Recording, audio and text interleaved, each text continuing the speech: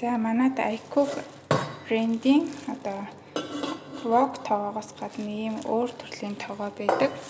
За эндээ одоо хоолой хийж үзүүлнэ. Ийм удаах шар хэсэг.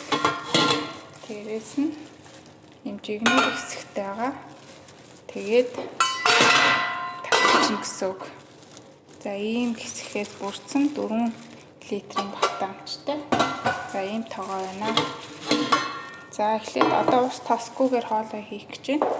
За эхлээд бол баг зэрэг сүүлний уух, тэгээд услаг ногоогоо доор нь хийж өгнө. Услаг ногоогоо хийгээд тэгээд махаа хийгээд дараа нь байцаа төмсөө хийчихье. Зөв хоолны тавгийн зарчмаар хийж байгаа учраас гурал будааны оронд бол төмс хийж байгаа. За тэгээд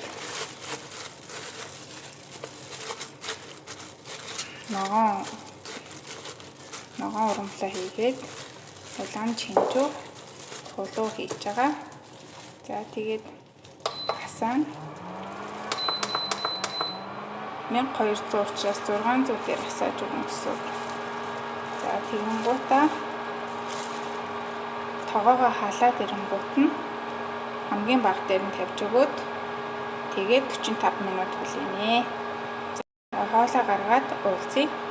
За 40 минут өнгөрсөн байна. Одоо нээж үзье. За энэ дээр бол галаад харуулах нь чухал. Одоо тоогоогоо бүрэн энэ хүртлээр бүрэн хаалсан гэж үзсний дараа галаа хамгийн бага дээр нь тавина гэсэн үг. За ингээд ногоонууд маань болсон байна.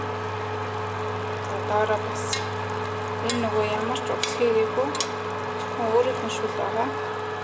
Хөөе. Өөр цохиж байна.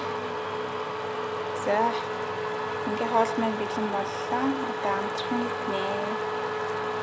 Баярлалаа.